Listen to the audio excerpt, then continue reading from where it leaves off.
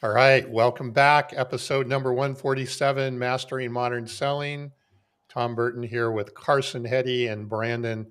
I don't know if he's going to come or not. He said he was stuck in a meeting. He was going to try and jam out, but hey, we'll have fun anyway because we have Lee Salz again back with us today. Hey, Best-selling author again. That's right. First meeting differentiator dropped yesterday. boom. Boom. Are we going to talk a little bit about that today? I hope not. Okay. Yeah. Maybe we can talk about your next book. There's actually one brewing already. Yeah, that's exactly what a writer wants to talk about after they've launched a book is the next one. That's exactly right. Yeah. Lee, how many books do you have out now? 7. So this is the 7th book, Lucky 7. This is number 7, and several of them have been translated into multiple languages. Congratulations. That's really thank you. I appreciate it.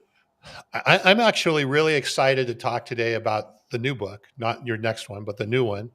Good. Okay. Because I think this whole area of discovery calls, I guess, that seem to be like, table stakes for most sales organizations. Right.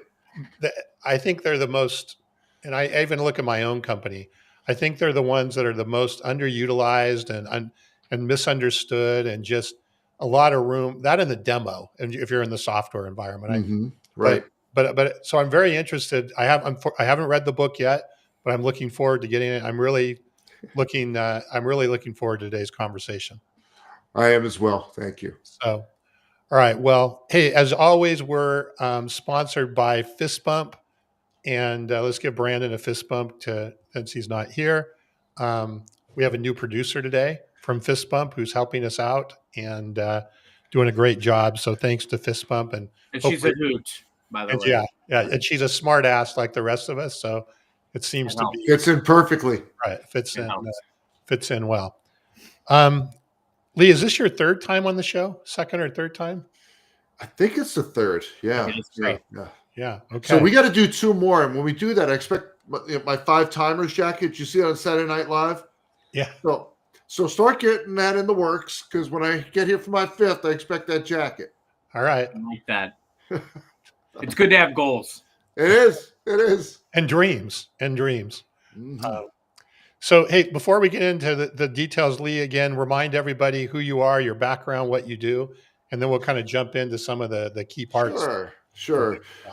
So I'm Lee Salz. My firm is Sales Architects, and I'm a sales management strategist. I build strategies, processes, and tools for sales organizations to help them win more deals at the prices you want.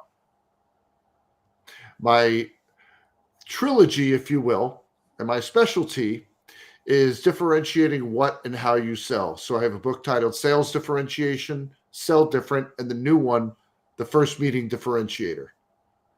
So you like to talk about things that are different or how to differentiate. Well, I'm different. Okay, yeah. Well, join the club. And my license plate is DFRNT, the number 8, the letter R, differentiator. Oh, that's beautiful. I used to have vanity plates. They were James Bond inspired, but there you go. Yeah, good stuff. One of the things, Lee, talking about the differentiation element, I think it's so critical because so often sellers gravitate toward the easy, the average, the needs analysis and what keeps you up at night. And what I love about this, and I was very privileged to have an advanced copy, and I read the new book. One of the things that you really focus on is what are some of the things that sellers today are getting wrong.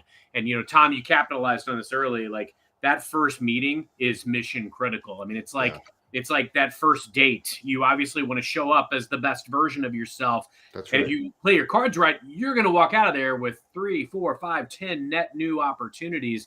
Lee, let's start there. What is the impetus for this book? Why is it important right now? That's a great question. And it's not any more or less important today than it was 200 years ago and 200 years from now.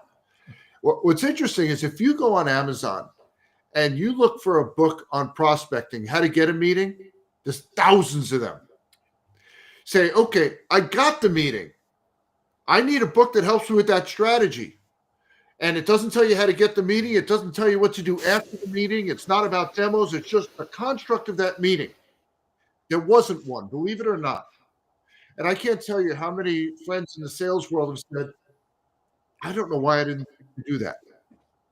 And it's such a need because that first meeting is the deal foundation. There's so many things going on in that first meeting, right? We should be qualifying, which we'll talk a bit about today.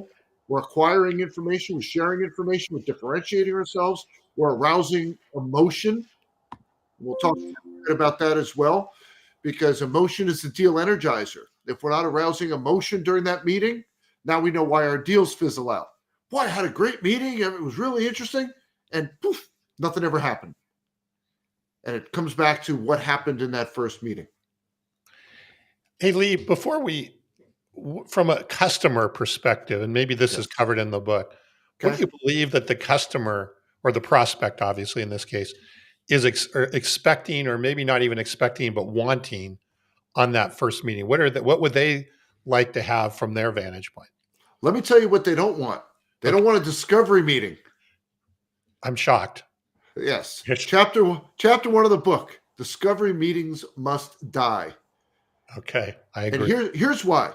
How do salespeople prepare for a discovery meeting? Let me make a list of the questions I'm going to ask, the information I'm going to share with them, right? So I'll ask salespeople, if I agree to take a meeting with you, what do I get out of it? And they'll pause and they'll say, well, you'll learn about my company and what we offer. And they'll be puzzled. Well, why isn't that meaningful value? So, well, let me explain it to you, because there's two types of sales, and I'm going to use a bathroom environment to describe it. So brace yourselves, folks. We're going to go to the bathroom. You ready? We're into the toilet already. Yep. Okay. You buy toilet paper. I sell toilet paper. You're buying toilet paper from my competitor, and I'm saying you should be buying my toilet paper because it's superior. That's a takeaway sale. And that's what most salespeople are in. That's the environment that they're in, a takeaway. The other sale type is you buy toilet paper and I sell bidets, an alternative way of solving an issue. Like I said, most salespeople are in a takeaway sales environment. So when you say to me, I'm going to learn about my company and the what I offer, it's not meaningful value because I already have a provider. So you're asking me to take the 400 things that I have to do on my desk, put them aside, and meet with you to learn about your stuff. That's just not going to happen. I said, so let's try again. What is the meaningful value I get out of that meeting? No response. So I said, okay, there's a need here. And I know everyone loves free stuff, so I'm going to give you a URL. It's going to be very difficult to remember. It's meaningfulvalue.com.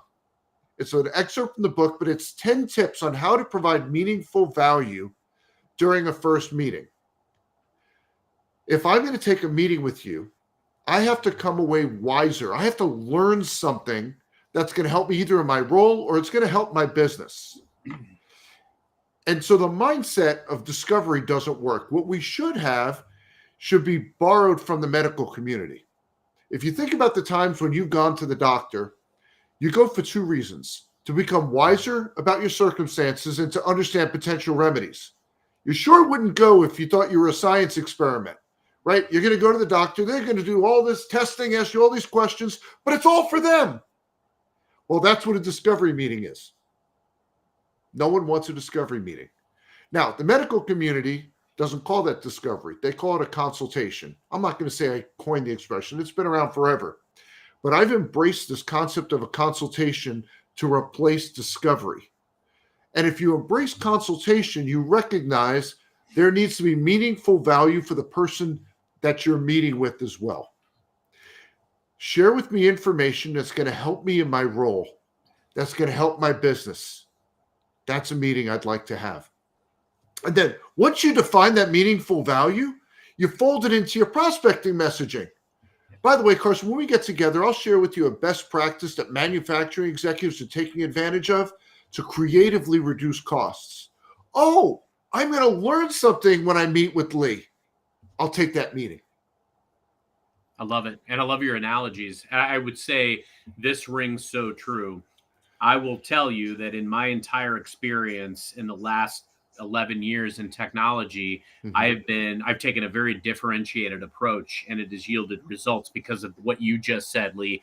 In fact, I started looking at the reasons that customers didn't want to talk to me Mhm. or didn't like my predecessor, and I funneled that into my prospecting. And it was all because they were already paying us, and didn't even know what they had. They didn't even know the resources that were available to them. They didn't know who Mhm. their extended team was. They felt like we only showed up when it was time for the annuity business. And so I Right. funneled all that into my prospecting and said, hey, it's my job to make sure you're aware of what you're entitled to as a result of your existing investments, how we can Mhm. invest in things that you may already be doing or thinking about.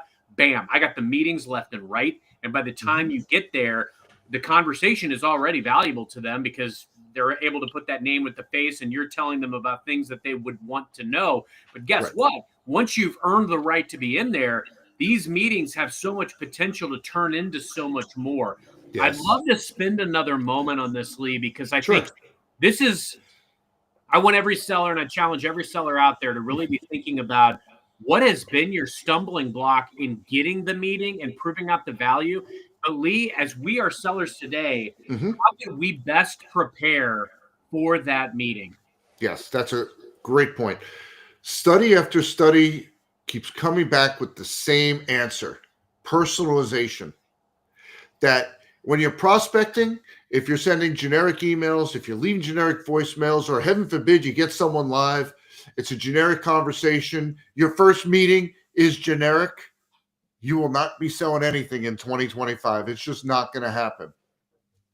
So you should be coming in having done research, and boy, it's gotten easy today with tools like ChatGPT and other AI tools out there to really become informed about the challenges that a decision influencer, that's the term I use to refer to anyone and everyone that affects the decision for what you sell, for what's keeping them up at night. What are their goals, priorities, challenges today? Because it's, of course, a moving target. And then with what you're selling, how does that correlate? What's the alignment between what's keeping them up at night? What are their priorities? And what you address? Because if you don't have alignment, you're not getting a meeting. And if you somehow get a meeting, you are not getting a deal. But I'm going to prove to you this issue of discovery.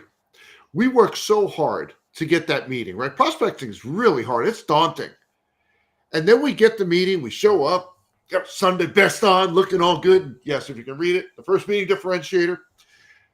We get into that meeting and we blow it in the first few seconds because discovery says you start the meeting by setting an agenda. Tom, what I'd like to do today is ask you some questions about your business, and then I'll tell you about what we offer. What I want to do today, right in the first few moments of the meeting, you've conveyed the purpose of this meeting is for me. Thank you for coming. Hey, Lee, That's what the discovery mindset is. before Yeah. we go any further, though, and I just sit here and I think about the sales teams I've worked with, I Yeah. think there's a false belief or maybe a perception that the discovery call is valuable to the customer because I'm going to learn. And then when I go do a demo or a proposal, I can then tailor that demo Mm-hmm. or proposal to what I learn in the discovery call. So, Lee, by Right. asking you all these questions, I may not be helping you now, but I'm helping you down the road. Understood. Is that a common perception that you see as well? And I think you have to. What Right. I'm hearing you say is you got to kind of break that idea because that first meeting, and like anything else, is so Mm-hmm. important. You don't have time to waste it with just getting information and hoping that Yep. it pays off on the second meeting. That You've probably got doesn't. a short That's a great rope. point. Right. You You've got got to It really, is. It you've is. got to really prove your worth quick. Right. So I'm going to jump ahead a little bit. The overarching objective of first meeting is to pique a high enough level of interest that they want to continue interacting with you afterwards. Mm. That's the overarching goal. That's what we're looking for. And there are going to be questions that we ask because part of it is we got to qualify the deal. A salesperson's most precious resource is time, the minutes that they have.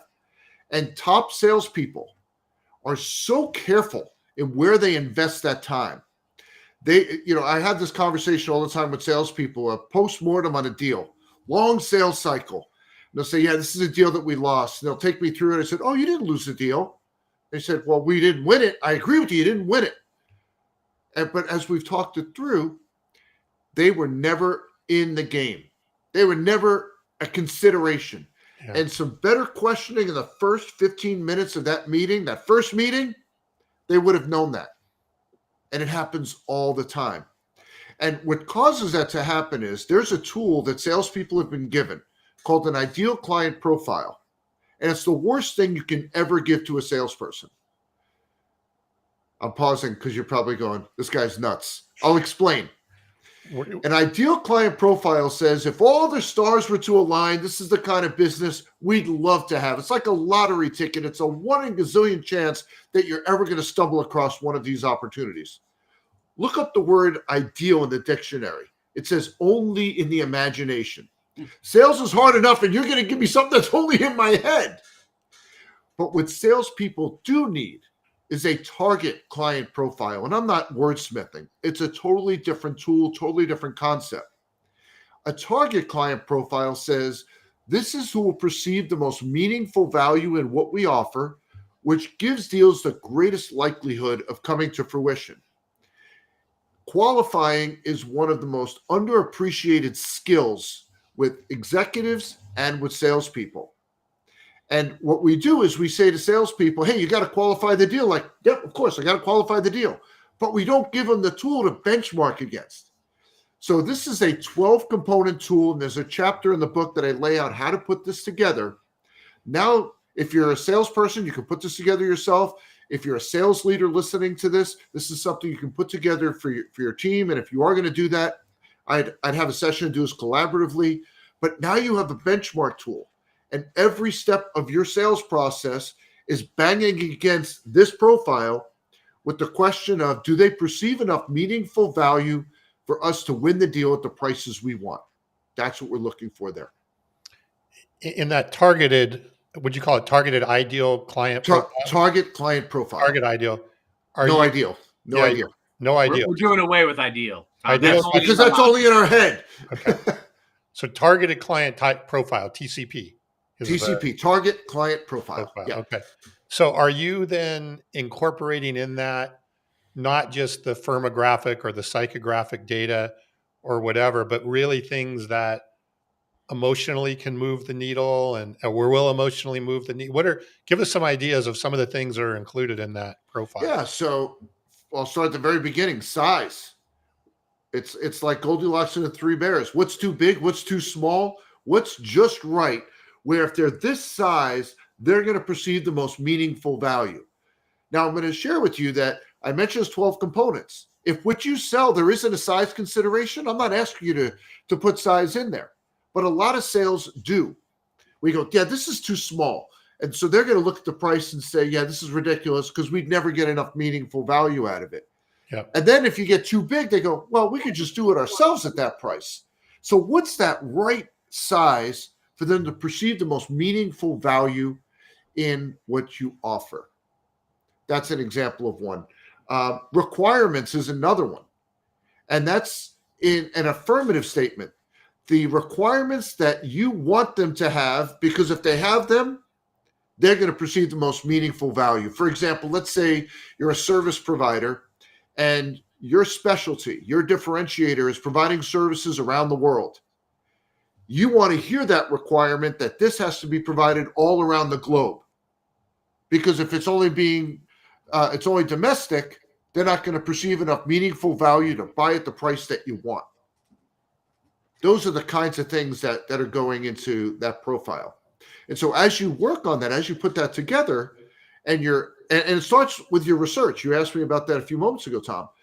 I've got this profile. When I'm first researching a client, I'm also banging that against that profile to see, is this someone I should send that email to, right? Or make that phone call to? I mean, to me, in the world of account-based marketing, to me, that profile could be way up the line, right? And even deciding who is on your ABM list and who are your target, hence the name, right? Who is your target customer?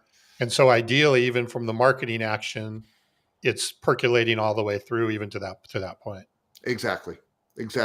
Now, you mentioned a word before, which I really like, emotion. Okay. There's an expression in sales. I'm going to share this with you, and I'm going to guess you've heard this expression 4 million times. You ready? People buy based on emotion and justify their decisions with logic. Did I get the number right? 4 million? 4 million. You've heard that 4 million times. Give or take. Yeah, give or take. 4 million and one, because you heard me say it today. That's right. That's right. Okay. Is there a salesperson on the planet who has not heard that? Every one of them has heard that expression. Now find a salesperson that puts it into practice. I'll bet you the deed to my house that if we recorded a first meeting across all different industries, all sale types, all around the world, 99 of that 100, if not all 100, the entire conversation is logic. We've all heard the expression, and no one does it. And I really struggled with that. I was like, I don't understand. Everybody hears it, but nobody does it. And then I had this epiphany. I have two sons that play college baseball. We talked about that last time. And I remember when they were first learning the game, the coaches would say, okay, Stephen and David, the name of the game is to hit home runs. And they'd go, got it, big smile, got it, hit home runs. But you know what? They didn't hit home runs until someone taught them how to do it. We are preaching to salespeople this expression: people buy based on emotion, justify their decisions with logic, but we haven't taught them how to do it. And there's a chapter in the book dedicated to that, because emotion, as I mentioned earlier, it's the deal energizer. If we're not engaging their emotions, high likelihood the deal is going to fizzle out. I'll give you an example. Think about the questions we ask in a first meeting. And Carson, I think you even asked it when we were first starting up. What's the biggest challenge you have in your business today? I think that's what you asked me, right? Isn't that what you said when we were starting off? Along those lines, yeah. Like, Yeah. what are the big challenges that they have? You know, we There you tend go. to ask the what keeps you up at night, but Yeah, what keeps you up at night? what Yes. problems are you trying to solve currently? Right. Yeah. Right. So that is a fact-based question. It's a logic question that's going to yield information coming back to you. But what if we phrase the question this way? Carson, what is that one thing in your business, the one thing that you're like, oh, I got to figure this out? What's that one thing? Now, here we are in a podcast interview. It's a fictitious environment, but I'll bet you both felt that question. And that's what I want the person on the other side of the desk. I want them to feel the question, and then I want to feel their response back. I don't want factual information. I want color. I want flavor. I want texture. I want to know how they feel about what they're sharing with me. One of my favorite questions to ask an executive on a consultation, and I had one today. First time I met with this individual, and I asked, what brought you here, and what do you want your legacy to be? Because guess what? If I can help make that a reality, yeah, that is going to earn a seat at the table. And I love the fact that you're looking at the target profile in the way that you are, because I think a lot of times people make gut decisions based on what is presented to them. Mm-hmm. But the reality of the matter is, if you connect at the right altitude within these organizations and you can appeal to them as to why you would be something different mm-hmm. to consider. And frankly, you don't try to go toe-to-toe on the strengths of your competition. That's right. You're trying to go toe-to-toe based on the opportunities and threats of the competition and your own strengths. But you can't do that until you do that consultation. If you walked into a doctor today and they diagnosed you before ever doing any type of analysis or x-ray or question, you'd wonder what the heck was going on. Exactly. But the reason we do that to our customers all day, every day. Why is that? That's right. That's right. We do. And part of it's because we have a discovery mindset. I'm just going to ask what I need to ask. I don't care if you get any value out of that interaction. That's the flaw. This whole emotional piece took an interesting turn for me a couple of years ago. One of my favorite all-time television shows is Law and Order. The original, not all the spinoffs, just the original. Right? And Carson, it came back a few years ago as a reboot.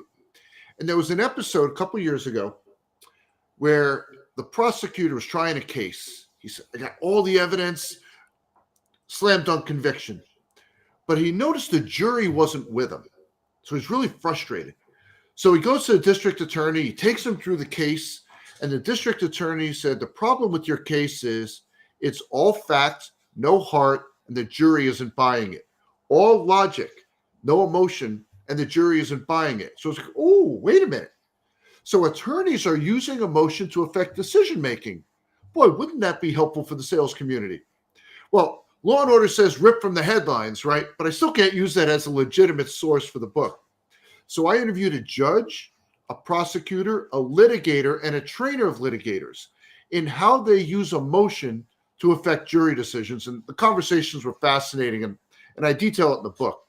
But the prosecutor said to me, when I'm trying a case, I'm going to take the jury on a journey. Say that fast 3 times. Jury on a journey from having the ability to convict to having the desire to convict. Ability to convict to the desire to convict. Bring that around to sales. The ability to contract with us to having the desire to contract with us. And he then went on to say, for example, if I have a firefighter on the stand, I'm not asking fact-based questions. I'm asking emotive questions like, what did you feel? What did you feel when you entered that building? I want the jury to feel as if they were in that fire with the firefighter, because I know emotion drives action. That engagement will get me the conviction I'm looking for. The value that we start with out of the gate and the approach that we take in that first meeting earns the right to influence. And ultimately, it's once we've earned the right to influence and we've earned that right to be a trusted advisor and a consultant, that is how we ultimately get to the place where we can de-risk that customer's decision to go with us, because we're ultimately asking them to decouple themselves from status quo, or honestly, a path that they may not be married to. They just don't want to mess up. And unless you can earn the right to influence, that's why these meetings go nowhere. And frankly, sometimes because a lot of customers, they're non-confrontational. They may take the meeting with us. I've spent so much time over the last several years, and I think it was Liz Wendling, who was an ex-guest on our show. She talks so much about the sales language and how much time, like, look at your own writing and your own speech, and how much time do we say, I would love to do this. I want to do that. Who cares? It's got to be buyer-centric now more than ever. Yes. Do you know, there's only one person in the world who cares what you want. Do you know who that is? Do you know who it is? I don't, sadly. It's your mom. No one else cares what you want. I buy that. I buy that. So that comes back to when we talked about setting the agenda, what I want to do today. That's what happens in discovery. In a consultation, we would ask a question. Tom, for this to be a great use of your time, what do you want to make sure we talk about here today? Does 2 things. I've now communicated that I care you get meaningful value out of our time together. And the answer to that question could chart the course for the entire meeting. We make sales so much harder than it needs to be. It's an open book test. That question, I now know what the big things are to talk about.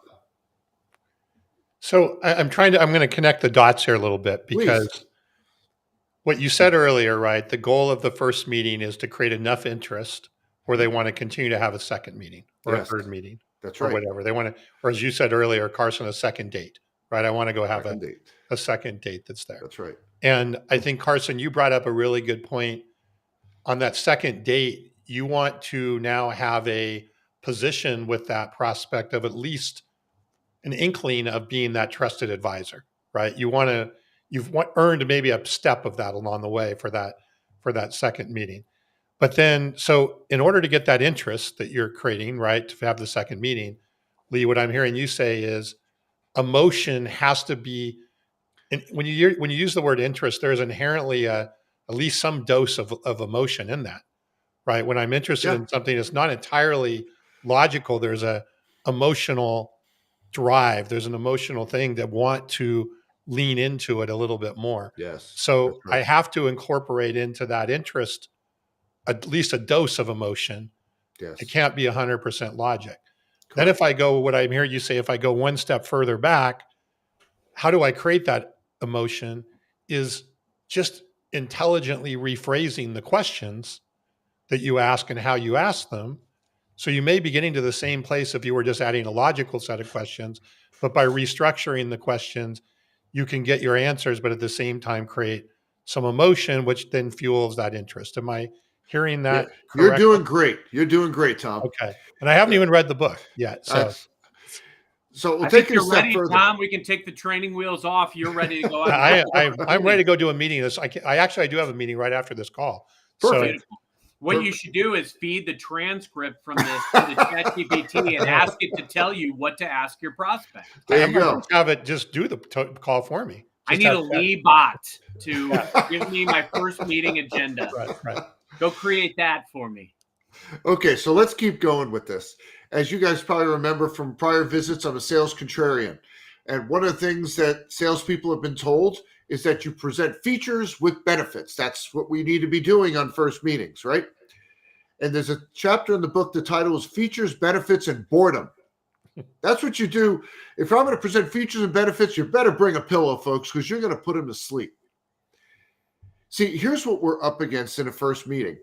And we may have talked about this before. Herman Ebbinghaus, does that name ring a bell? Oh, yeah.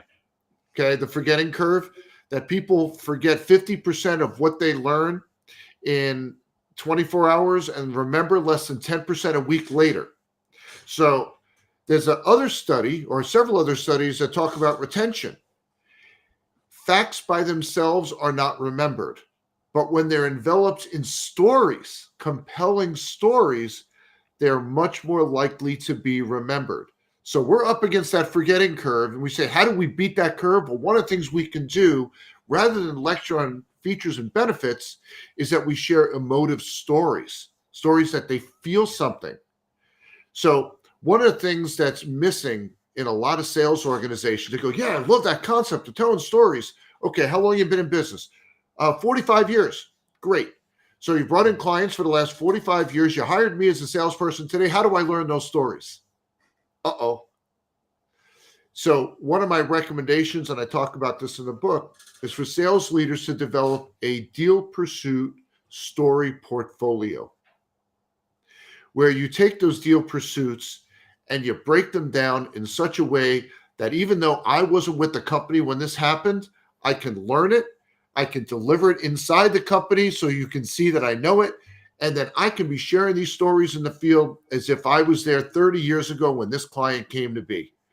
So that is so important. If we want to, if you buy in and say, yeah, we don't want them talking features and benefits, we want them telling stories, we got to give salespeople the tools to be able to do so. Yeah, de-risking the decision for the client to move forward is so key. Stories are a great way of doing that. Introducing the prospect to someone else who's a client who's grappled with something similar. You know, as much as we want to believe that the potential client laps up everything we say like spilt milk, sometimes the best thing we can do as sellers is make those key introductions and get out of the way so that the magic can happen. That's right. You know, it's not about us. And I think that is a key element. The more we can de-emphasize our role as a hero in this whole process and make the first meeting and make the buying process about our customer as the hero, the better. That's what delivers outcomes and wins. Absolutely. And I think, you know, at the heart of everything, Lee, you know, one of the things that I'd love to dig in on is how do we culturally make this shift? Because I think the key element, you've talked about how we can do this as a seller. You've talked about how sales leaders can do this, but I mean, there's a lot of mediocre managers that have instilled this culture or have said, hey, go out and have that discovery meeting. And so like, we're actually, this is a pretty monumental shift that we would undertake to really change the way sales operates into this differentiated facet. How can I, as a sales leader today, start to implement this with my team? It's a great question. And I was so mindful of that in writing this book as you got to preview.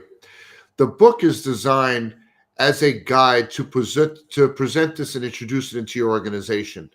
There's chock full of stories, but also there's workshops and downloads. So I guide you through, as you're reading this book, I guide you through the steps to be able to embed this in your sales organization. There's actually a half dozen downloads in the book. So yes, it is a significant change. Chock full of value. But you're not really changing the process. You're changing the way you go about the process, right? To be depends on the organization. Okay. Right. But I'm looking at, that's why it's called the first meeting. That step of the process, whether it be virtual, whether it be in person, that's the step that I'm looking to affect with this book. Yeah. And there's always going to be a first meeting, right? There has to be a first meeting somewhere along the line there. So however that takes place, and I do like that better now, that a lot better than a discovery, because everyone wants to call the first meeting the discovery. This is just the Yes. first meeting, and now lay out the basic framework of what makes sense for you for that first meeting. That's right. I'm big on the from to examples. And so, Lee, I think in your book you do a great job of talking about a lot of the, the miscues that we may be making. But as I like to tell sellers, a lot of times it's not, you don't have to do a drastic overhaul of your process. It can be small tweaks that have really exponential gains in your process, rather than saying it this way, like, hey, what keeps you up at night? Or, what are you trying to solve for? You can finesse and massage and ask the question a little bit differently. Yes. I'd love to hear some examples of like how we as sellers can be tweaking our process that in small ways that aren't going to feel super uncomfortable. Because let's be real, if we go out and we start doing this differently, it's going to feel different. We're building new muscle. So what I'd love to hear from you is how can we be making some of those small tweaks to make those big gains? And I say this fully cognizant that a lot of times when we get these meetings, we spend a lot of time. We may prepare. We've got all this data at our fingertips. But I will tell you from my experience is I found that the more that I can be transparent and communicative about how this customer can optimize their experience with my company, how I can unlock the maximum amount of resources, value, and frankly, even situations where when I wasn't the fit, I recommended a friend at my competitor because I'm like, hey, we're not a fit today. I'm more focused on the relationship. I will make an introduction to this person. I am on standby if there's some things that we can work on together. But in my mind, that first meeting, you've got to really establish yourself as a differentiated partner. How can we best do that? True. So I want to touch upon something that you referenced there. I don't look at it as the salespeople are making mistakes, and the book doesn't read that way either. Right. I look at it as opportunities. I remember when Stephen and David, my boys, when they were young and they went for pitching lessons, and I took them to the best person I could find, a former closer for the Braves and the Blue Jays. Guy absolutely knew his stuff. They had one lesson with this guy. Remember I told you they both went on to play college baseball. So I was at the lesson. They're all done. And the three of them come up to me. And I said, so how'd it go? Well, David did this wrong, this wrong, this wrong. Stephen did this wrong, that wrong. Nothing positive whatsoever. It was all negative. And they got in the car and like, yeah, Dad, we don't want to go back to him. It was, again, they were the top players on their teams. Wow. And all of a sudden, this guy's, all he wants to talk about is what they're doing wrong. So I look at it as these are opportunities that wherever your sales needle is today, if it's over here, my goal is to take you to here, to here, to here. It's all upside. It's all opportunity for improvement. And that's the way the book reads, as you know, Carson. Love that.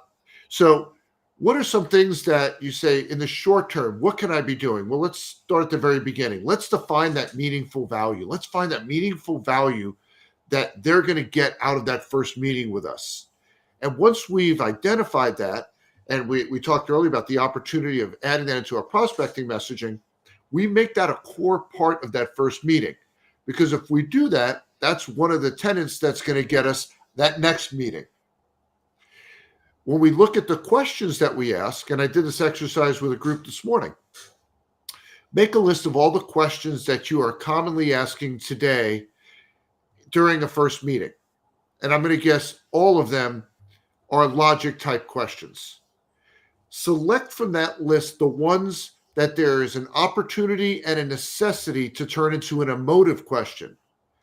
So not every question needs to be this emotive question that they're crying on the couch. But there are certain ones that there's an opportunity and a necessity to go from asking it in a logic-based fashion into an emotive fashion because it's going to get them to take action. And then after you do that, practice it. So now we got the training wheels on. We're not ready for the unicycle. We got the training wheels on. Practice it. And once you have it to a point where you say you're ready for the field, take it into a meeting and see how it lands. I asked an executive this week, I said, when your board calls, what are they complaining about? Oh my gosh, they're complaining about this, that, and the other, right? Boom. Because if we can solve one of those problems together, or if we can make you the hero in the organization, that's it. Guess what that's going to achieve? And then you're in. Emotion. Absolutely. Absolutely. So that's one of the things that I would be doing with the questions. whatever knowledge and insight you have of your company today, I would create stories. So look at if there's this one competitor that you're commonly up against and you've beaten them and you've got a great case study of a story. This is someone that was having challenges with A, B, and C. They're working with this other group. And here's the solution that we constructed for them. And here's the results of that. Develop some of those stories that you know you're going to need 80% of the time to get yourself out of that feature benefit lecture. I think that's super important. I think, again, I'm in a B2B enterprise sort of sales situation, but what I'm finding more and more is they want to know what their peers are doing, right? Yes. The prospect wants to know what the peers are doing, and not from a way of, trying to steal, but just they want to know, are they keeping up? Are they leveling up? Are they behind? Where do they fit? And so I think if you can tell those stories with non-confidential data, so to speak, right, that's really valuable to them when they're going in. So imagine you say, Tom, what you shared with me today reminds me of this other client we've been working with. They're actually in the same industry as you, and the person we're working with actually has the same title as you. Yeah. And they were really struggling, just like you mentioned here, with dealing with A, B, and C. And what we did for them was we came up with this plan, blah, blah, blah, blah, blah, blah, blah. And they absolutely love it. And here are the results that they've gotten from it. But they'll remember that story. Not only will they remember that story, but this goes back to earning the right to be the trusted advisor. They're going to now look at you. Well, you must be the trusted advisor for this other company. That's right. Why? Bingo. And I trust or I respect that other company, so I should consider you a trusted advisor for. Exactly. Right. Exactly. Yes. So I think that's a huge one. I think that's a huge takeaway, to be able to incorporate those stories in there that are, again, illustrating what a peer is doing or someone in their industry. Yeah. So now one of the things that I see that salespeople do with those first meetings is they try to do too much. Remember, we're up against that Herman Ebbinghaus forgetting curve. So if they're bringing samples, every possible sample, let's get the demo in that first meeting. Let me bring my CEO with me, my compliance person, my head of operations, my CIO, bring everybody to the party. Here's the thing. While they don't remember most of what you've talked about a week later, they don't recognize that they don't remember all of that. So we force so much into that first meeting, we don't do a good job of acquiring information because we're just so quick to, well, let me tell them stuff. There's a concept I talk about in the book called a consultation cliffhanger. And I pulled from the concept of a television cliffhanger. If you think about what they do in the TV world, the last episode of a series in the season, they have a cliffhanger. And the sole purpose of that cliffhanger is what? Leave you hanging and make you come back next time. Make you come back. And one of the most famous ones is Dallas back in the 1970s. Who shot JR? Who shot JR? And we talked about that all summer long, which is exactly what the TV company wanted us to do.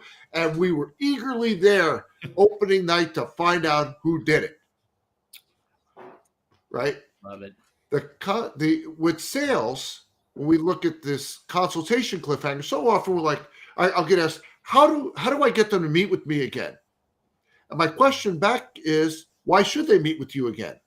Well, if you give them everything in the first meeting, there's no reason to meet with you again, right?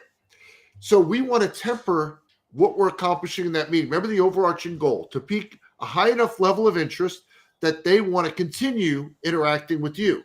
So bringing the CEO in, that's next time. The demo, that's next time. The compliance person, that's another time. Because if you try to do too much in that meeting, you don't do any of it well, and they don't remember the things that you want them to remember. Lee, any other key etiquette that you can think of? Like, I'll tell you, when I go into a first meeting, I'm the same way. I like to go in by myself because here's the thing. I don't want it to be intimidating. I don't want to overpower, especially when you look at the balance of power and you've got like 6 people to 1, 2 with the customer, like, my goodness, the optics are lousy. I like to go in by myself. I don't even open my laptop. I have a notebook so I can they can see I'm physically taking notes. I do not look distracted. I don't have my cell phone out. It's very conversational, and I may jot down some notes because that shows, hey, I'm paying attention and I want to have some key elements.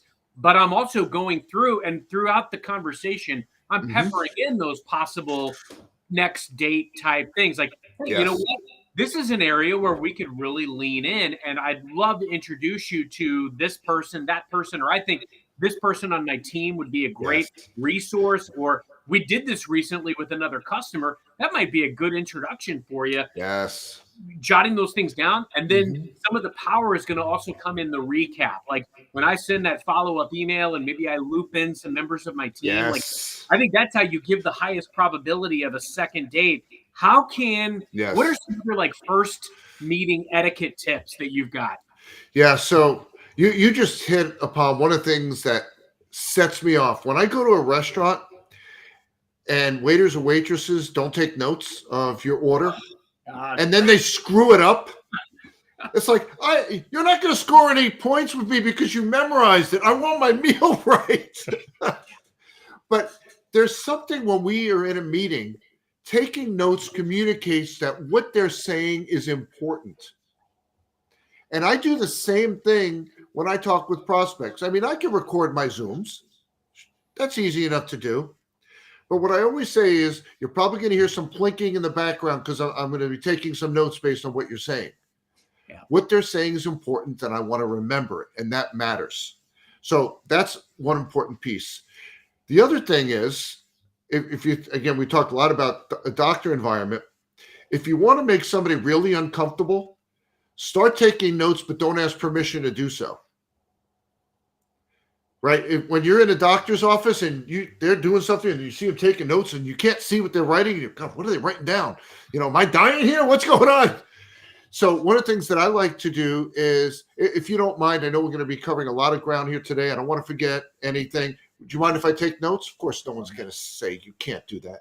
But it's a nice etiquette thing, as you said, to get that permission to take notes. I'm going to jump to the end of the meeting because you mentioned etiquette. And this is such a simple one. And I'm sure you see it all the time. It doesn't happen. Say thank you. The end of the meeting. Thank you for investing time with me. Remember, they had 400 things to do on their plate, and they put those aside. They gave you 5 minutes, if they gave you 50 minutes. They put those things aside to meet with you.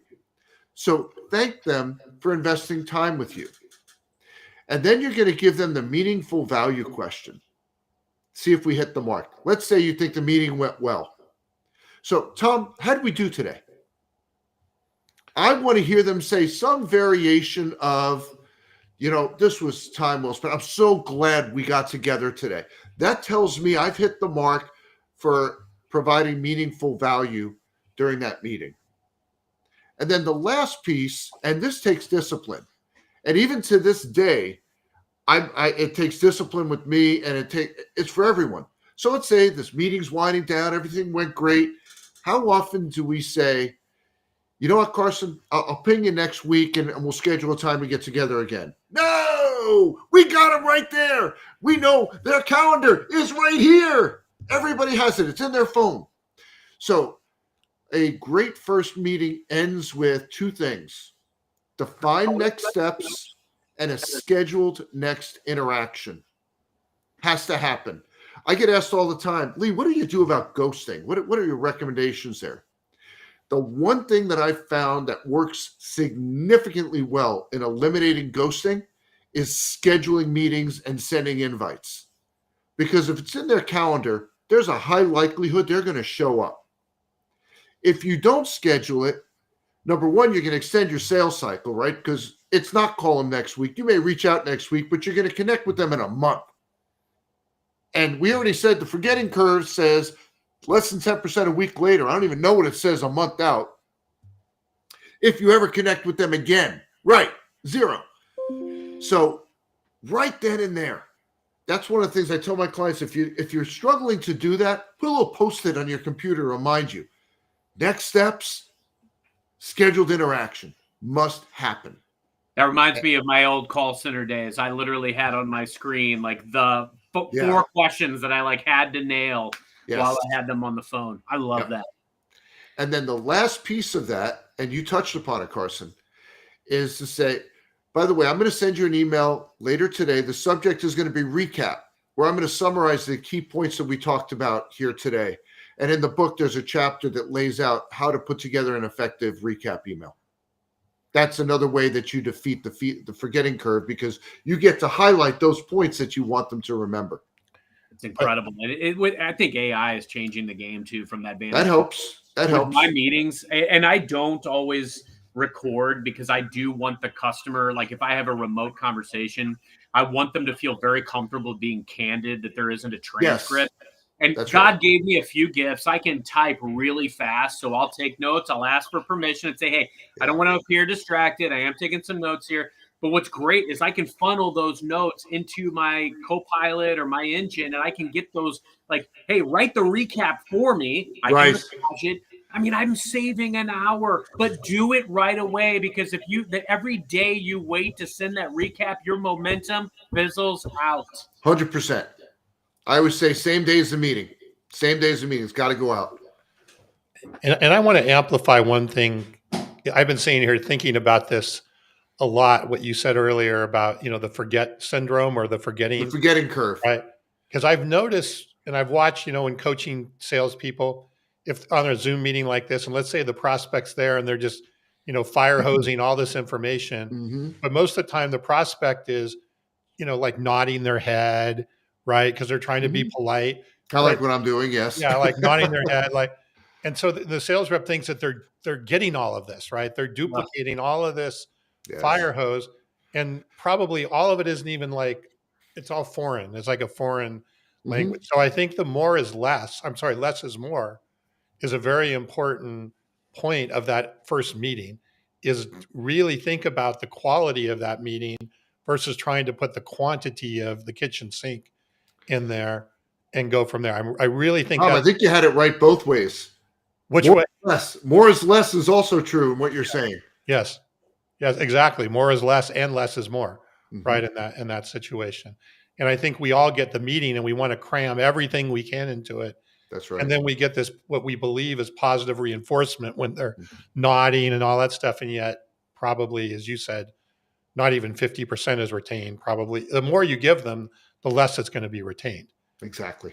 And let's be real. I think sometimes we, as sellers, like our intention is strong. Like we put a lot of pressure on ourselves going into those meetings to, God, I got to ask everything, or I've got to say all of these things. It's so important, but it's really not. Like what is critical in that meeting is developing an actual, genuine, authentic connection with the person you're talking to. Absolutely. The outcome. That's what you're really trying to do. And if you can like depressurize that situation for yourself, I honestly don't prep a ton. I mean, I do get some AI data points on what they're, what a press release is telling me. Like, is there something interesting that surfaces? And frankly, a lot of times, so I can match a story to what might come up in the course of the conversation. Like, hey, I can tell like you guys are grappling with this, or, I've seen out on Sales Navigator or LinkedIn, like some announcements you guys are merging or you've got an acquisition or whatever it is. Exactly. Tell me more about like, what are you guys grappling with? Like, what are the decisions that are falling under your jurisdiction right now that are relevant to that? Like, really hone into their world. Like you want them talking to you talking ratio to be very unbalanced. I want them to do a lot of the talking so that I can listen. I don't, they can research a lot of the things that they may or may not want to know about my company online.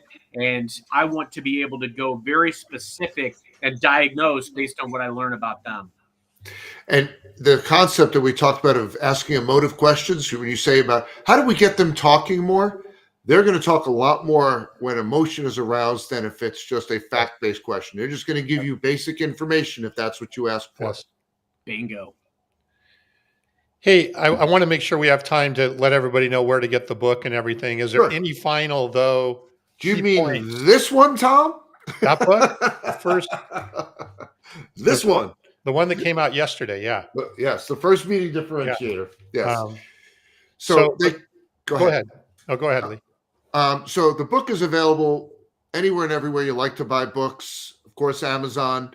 Wherever you buy it, be sure to head to firstmeetingbook.com.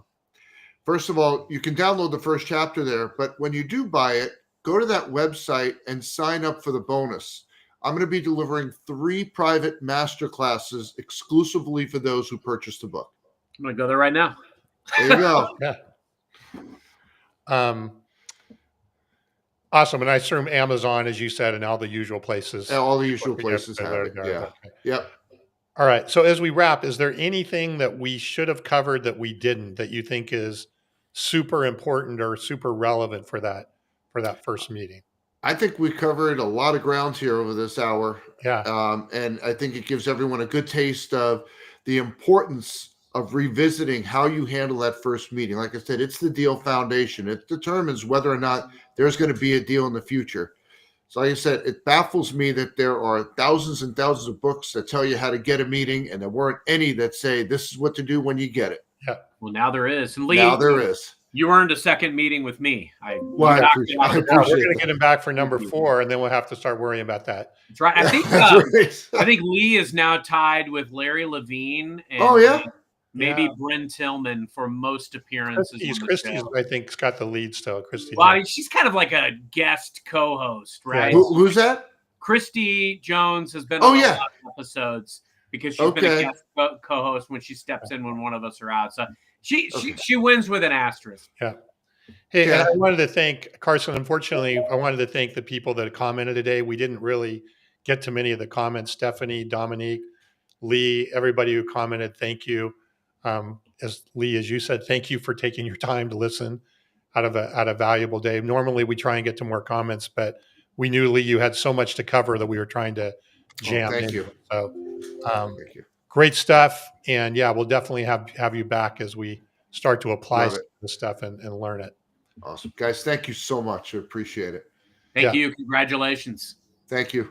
What was the web address again, Lee, for the firstmeetingbook.com. Firstmeetingbook.com. Okay. And the other one that we shared earlier was meaningfulvalue.com. That's for the tip sheet of 10 ways to provide meaningful value in that first meeting. God, I just feel like we got a ton of value here. Like, Lee, you really brought the goods today. That's right. Thank you. I had a good night's sleep. It helps. That's where I'll begin. Carson, you want to wrap us up? Yeah. Thank you to all of our commenters and viewers. Lee, always a pleasure to see you. Congrats again on the book. Thank you for being here. And until next time, everybody, happy modern selling. Thanks, everyone.